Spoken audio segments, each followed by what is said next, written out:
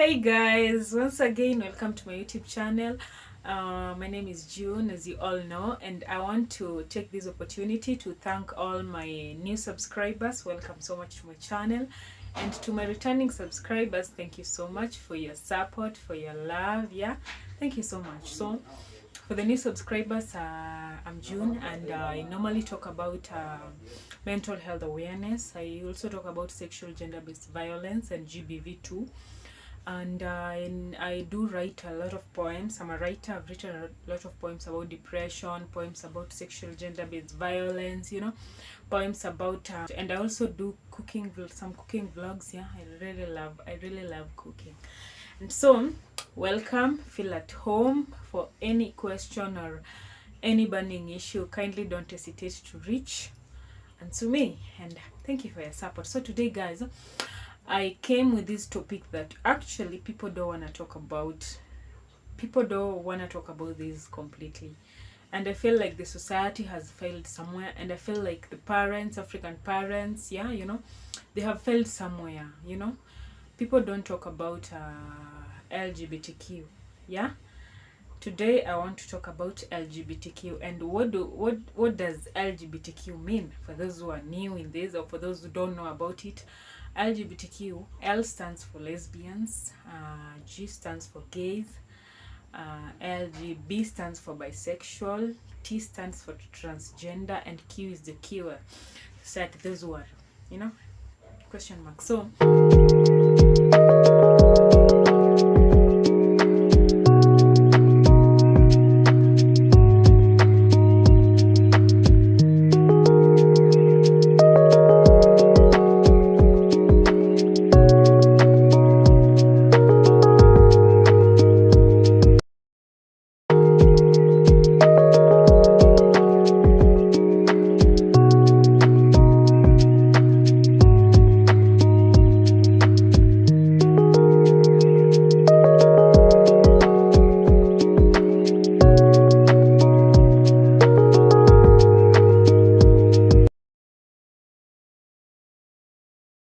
relationship, and then gay for the guy to guy relationship, men, a man dating another man, yeah, that's gay. Bisexual is those people who can date men at the same time, can date women. I mean, those who can marry men and at the same time marry women. Those who have a double relation, or both opposite sexual or whatever relationship, and the same gender relationship. Yeah, those are bisexual. And the transgender, we know the hermaphrodites, yeah. And then for the cure, they say they're known. Those who don't want their sexual life to be known, they might be gay, they might be lesbians, they might be both, they might be bisexual, and all that. And so let's talk about this, because society doesn't want to talk about it. They and so many people don't really understand about this. People always ask, like, hey, LGBTQ, what's LGBTQ? Like, they feel like those people are abnormal in one way or the other. The society feels like it's satanic. The society feels like it's something. You see, this is something that has been accepted in other or white countries. Yeah, this is something that has been passed, and it's a law. Like, especially in America, in USA, all those countries, all those Western countries, it's something that is there. It's accepted, and no one questions it. Unlike in Africa, where it's a taboo. A girl dating a girl, taboo. A man dating another man, taboo. You being bisexual, it's a taboo here in Africa. Yeah. So let's talk about this. First and foremost, let me start by saying that starting with these, the hermaphrodites. You see, the hermaphrodites are the individuals who are born with both parts. Like, they have both female parts and male parts. Yeah, like they have a female part and male part, sexual organs. They have both sexual organs. And for the hermaphrodites, not all of them are inclusive in LGBTQ. And when I say this, is that some of them, they have the one that has taken the highest genes. They say if it's the manhood that the whole body has the strongest genes, now you'll be a man. If the female party may take the highest gene, you'll be a female. And to them, it's not their wish. Yeah, it's not their wish to be born that way. So they choose to be who they want. If they want to marry a man, well and good. If they want to marry a woman, well and good. I don't think that the society should judge them. You know, the society always judges everyone who is under LGBTQ, but they don't know the reasons as to why some people are in it. Yeah, you don't know if they have both. They are hermaphrodites. Yeah, they have both parts. So they are trying to choose. They are trying to weigh themselves. Where am I? Where am I really? You might see them dressing just like a female. Yeah, you might see them dressing like a man. Yeah, and sometimes you're confused to where is she or where is he? Is he? So people confuse them, saying that they are under LGBTQ. Even in Africa, they're gays, they're lesbians. Yeah. Before you judge someone, you should be able to know as in what transpired to what they do, to what they are doing. Yeah, right. And so I feel like as a society we failed somewhere. These are people who should be, instead of mocking them, instead of telling them, oh, you are into devil or what, you should try to understand them. Yeah, you should try to understand their gender. You should try to understand their personalities. You should try to understand that they are trying to figure themselves out. If they want to marry a man, if they want to marry a woman, they are trying to figure themselves out. Yeah. So don't just call everyone that, oh, this is an who you are and I. Number two, I feel like I'm not really trying to mock LGBTQ or to defend them at the same time, but I feel like there are people. I had a friend, by the way. This friend of mine, I cannot mention her name here, but that particular lady was my very best friend. And then she used to tell me, lakini do you know, since I was born, I've never ever had feelings for men, like completely. Like she could even swear that particular time, like I've never had feelings for men. And I would ask her, you've never dated a guy? Akasema, yeah, I have, actually, for like 2 years. And for those 2 years, honestly, I never ever had any, not even 0.01 or 0. She never had any feelings for man. And I would feel like maybe she's like that. Maybe she was born like, actually she was naturally like that. She will try her best, like, I really like this guy and I want to date him, but again, I really don't have feelings for men. But she used to have strong and deep feelings towards women, and I felt like it's not her wish. It was just natural with her. And when I tried to put myself in her shoe, I felt like the same way you tell me you're a lady and you have feelings toward the opposite sex, but to her I think it was just the same, but it's only that her feelings are not towards the opposite sex but the same sex. So and she would even talk to her parents, and her parents, the good thing that was that her parents were understanding, so they told her, no, it's okay, these things happen and all that and all. So she really tried to explain everything, that it's not her wish. Like the same way you feel towards someone else, it's not the same way I feel. Me, I feel different, and I'm comfortable to love another girl, and I'm comfortable to love another female, you know. So it was natural with them, like it's something that was inbuilt with her, and I never blamed her. And then we have so many girls in the end, men in the society who are like that naturally. It's not that they, out of the blues, they have just decided to be gays, or out of the blues they have just decided to be lesbians, out of the blues they've just decided to be bisexual and all that. So there's some things that are conspiring or transpire to that particular thing. So before we judge them, we should ask ourselves, why are they being there? Why are they doing that? Yeah, you know, some, it's not their wish, they're naturally born like that. Yeah, the same way you're naturally born to have feelings towards different sex, is not the same way they are born. So people are born differently, yeah, and I'm not defending this, but people are born differently. People are born with different features in their bodies, the different hormones, so you cannot judge them at times. So I think another thing is men, when we talk about the gay society, yeah, even most of them, okay, not I can't really say most, but according to statistics, they say that these men also, some of them naturally, they have completely no feelings towards women. Some of them have been hurt in their past relationships or past marriages, deeply hurt in such a way that they cannot fall in love completely with the opposite sex. Actually, it's not a laughing matter, but you know, I thought of a story and I felt like sharing it with you, but I'll share it with you some other time. And so the society is turning into something different, you know. And I feel like, yes, at one point I feel like it's not the right way to go, yeah, like it's something that is even against the Quran, against the Bible, yeah. It's not something that we should. But again, when you look at the other side of the coin, some of them, it's not their wish or will, it's naturally, it comes naturally, the same way you have feelings towards opposite sex, the same way they have feelings towards the same sex, so we cannot judge them. And again,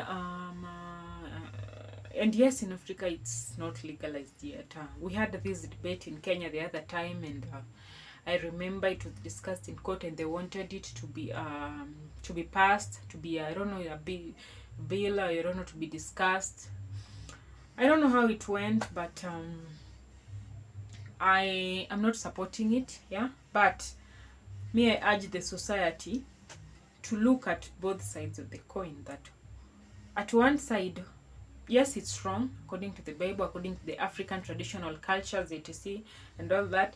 But at the other side, the natures that comes with it, the why, like how does it happen? Why are people doing this? Yeah, and look at I mean both sides, you know, guys. Their rights are, these people have their own rights too, and their rights are defended. Their rights are protected and under different sections and articles of the Constitution. And there was this other time that I don't know, someone under LGBTQ was found killed, which is not right. We should not treat them like inhuman. You should understand them, yeah. So you can't just out of nowhere judge someone and start killing them for no reason, just because they are gay, just because they are lesbian, just because they are transgender and all that. You don't know the reason. So until you know the reason, that's when you can say, oh, this one is doing this or that, this one is doing this or this, you know. So they also have their rights, and they're protected under different articles and chapters. No, I can't remember it's which chapter. I don't know, article 126. I can't really remember, but when I remember, I'll tell you. So I just want to advise people out here. LGBTQ is not something that it's not a choice someone makes out of nowhere, and I don't think it's the right choice for any lady to make, for any guy to make. It's not the right choice. It's not the right choice at all, because God created man and woman, and according to the Bible and the Quran, we all know that he only allowed sex between a man and a woman, and not of the same sex, yeah. And so unless otherwise, I don't think this is the right way to go. I don't think this is the right thing to do. And as much as you've been hurt so badly in the past, maybe with your recent relationship, in your past relationship, this is not the way to go, yeah. It's not the way to go completely. And I feel like as a society, we've failed somewhere. We don't talk to our kids, yeah. We don't talk to our young ladies. We don't talk to our young men about these things. So when it's also brought about by peer pressure, yeah, you know, especially in universities. Hey, pressure is high. The pressure is high. We have a lot of lesbians there. We have a lot of gays there. So that company, when you just mix with it, and then there is that influence from them that you get, especially when you stay together for a long time. There are things you discuss there, so it might influence your child. It might influence your maybe your lady or your man, yeah, you know. And so I feel like parents should talk to their kids about these things, talk to their kids about how they feel, because you know, most most of young people barely talk to their parents about this. So when they feel like they like their fellow girls, they like their fellow men, men liking their fellow men and female liking their fellow female friends, they don't talk about it because they feel, okay, I can't talk about it because it's a taboo. I can't talk about it to my mom or dad, you know. But talking to them can help in one way or the other. Maybe they can try to engage you and tell you, no, this is wrong, no, this is what and what. You engaging them, they can be able to give you advice, yeah. But I think in one way or the other, African parents have really failed terribly. Unlike white parents, you know, white parents really engage with their kids. They really, in everything. Number one, they engage them in their sexual matters. They engage them in their academic matters. They engage them in their physical, mental, psychological, all that matters. As in, they engage them a lot. Unlike African parents, you can't even talk about sex near an African parent. It's almost a taboo, yeah. It's almost a taboo, which is not supposed to be the case. Rather, you know, we're in the 21st century, where we should just leave the past to the past and just talk about, you know, this generation is different. It's not like the past old generation that things used to happen and you can't talk about anything. Our generation, this time, our teenagers, our people in their early 20s, late 20s, early teens, you know, they know these things even wider than you think, yeah. So if you fail to talk about them, they already know. So when you feel like this one is innocent, I can't even talk to them about this, they know everything. Like at akiwa tu teenager, they know everything. And so kwanza right now technology is very high. We have TikTok, we have YouTube, we have Facebook, we have Twitter, Instagram, all that. And especially TikTok has a lot of things. And you know, I watch some things in TikTok that are very dirty, and I feel like reporting, and I'm like, I mean, what type of content is someone trying to expose in public? And the kids, kwanza most teenage people are in TikTok. So you see what people are posting in TikTok, like these teenagers are even watching. People are under 18. They are watching those dirty things, sexual stuff, things that are not even supposed to be displayed in public are in public.